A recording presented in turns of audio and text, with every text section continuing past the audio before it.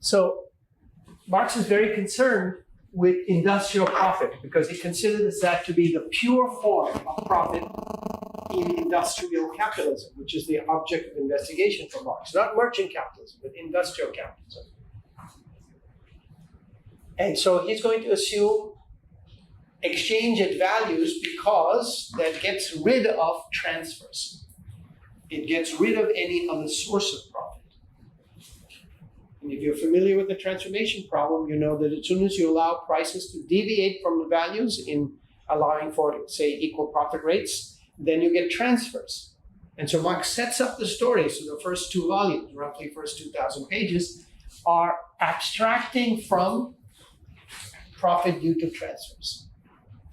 Yet he notes that they'll become important in discussing the distribution of surplus value among sectors, and that crucial place where that arises is volume 3 in the transformation problem.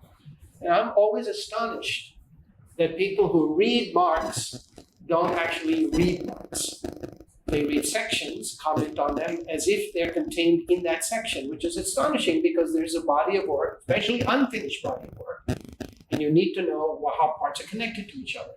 So here he is, before he's written anything for publication, telling you that there are two sources of profit, and he's citing Sir James Stewart about that.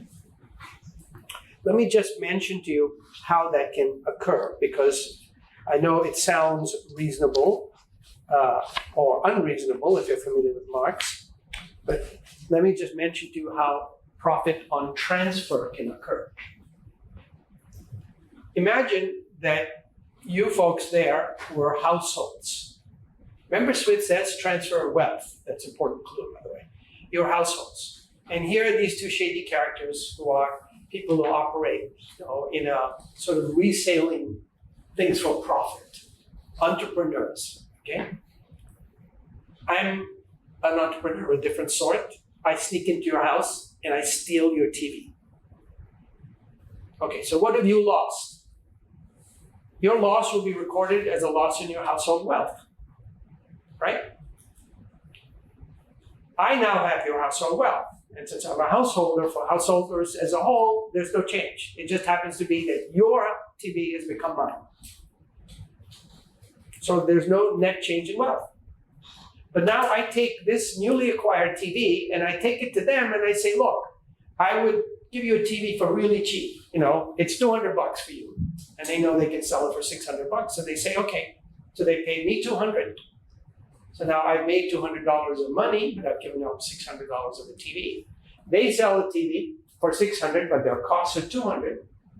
So nothing has happened to the total wealth. It just moved around. It moved from you to me to them. Money moved from them to me, but then from customers to them. The net change is zero in total wealth and total value, total money price even. But the difference is that your loss is recorded as a loss in your personal wealth. My gain of 200 as a thief is recorded as a gain in my personal wealth. Their gain of 400 is regarded as a gain in their profit. So profits go up by 400 and nothing seems to go down. So it seems as if profit is created mysteriously. But of course it isn't. Because if you take the costs, your wealth went down by 600. That's minus 600. I got 200 for the TV, so mine went up by 200. So households have lost 400. Businesses have gained 400. No change in the total money value or labor value, if you want, either. But the transfer from here to the circuit of revenue, to the circuit of capital, into the circuit of capital, creating profits. That's Stewart's point.